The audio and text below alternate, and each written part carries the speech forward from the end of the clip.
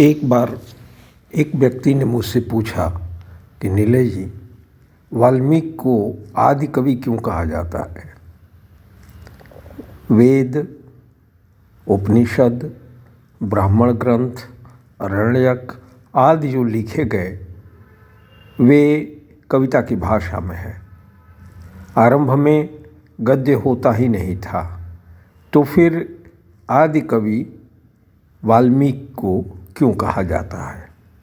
कायदे से आदि कवि तो उनको कहा जाना चाहिए जो वेदों की ऋचाओं को जिन्होंने देखा, जिन्होंने उसे लिखा या जिसे उन्होंने शब्द दिए।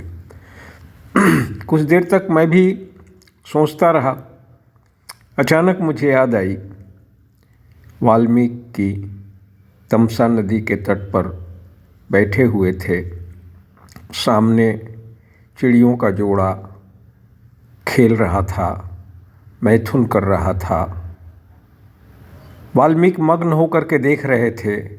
अचानक पीछे से एक बहेलिया आया, तीर चलाया।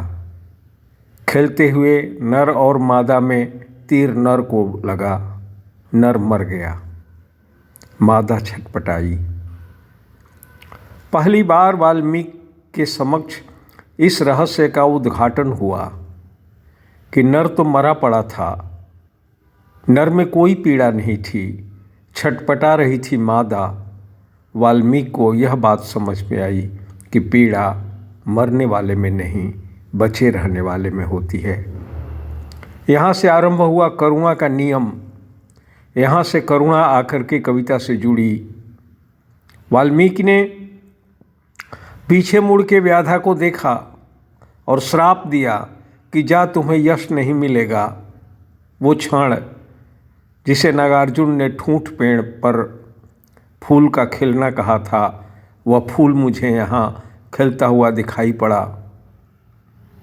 वाल्मीकि को आदि कवि इसलिए कहा जाता है कि पहली बार वाल्मीकि ने करुणा को समझा और कहा कि करुणा मरने वाले में नहीं, बचे रहने वाले में होती है। और इस कारण, इस करुणा की समझ के कारण वाल्मीकि आदि कवि कहे गए।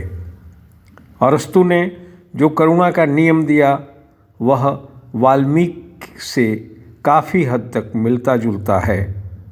इसलिए हमें भी यह मान लेना चाहिए कि वाल्मीकि ही आदि कवि हैं।